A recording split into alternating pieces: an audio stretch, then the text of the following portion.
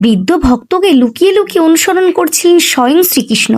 তারপর যা হলো তা শুনলে আপনার মুখে হাসি ফুটবে। ব্রহ্ম মুহূর্তের সেই পবিত্র সময় চারদিকে তখন অন্ধকারে মোড়া। লোটায় জল নিয়ে নিবৃত্তে বেরিয়ে পড়লেন ভক্ত শ্রী গোবিন্দ দাস।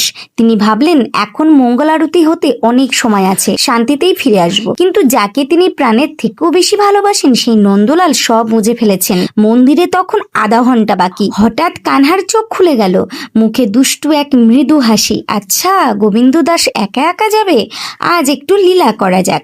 দরজা দিয়ে ধীরে ধীরে বেরিয়ে এলেন ঠাকুরজি। মাথায় ফেটা, শরীরে পীতম্বর, চোখে সেই চিরচেনা কৌতুক। চুপচাপ তিনি গোবিন্দ দাসের পিছনে পিছনে হাঁটতে লাগলেন। সব কাজ সেরে গোবিন্দ দাস যখন বড়ই গাছের নিচে বসলেন, ঠাকুরজি টুপটাপ বড়ই পেড়ে ছুঁড়ে মারতে শুরু করলো। একটা বড়ই এসে পড়লো সরাসরি গোবিন্দ দাসের গায়ে। কে কে ওখানে?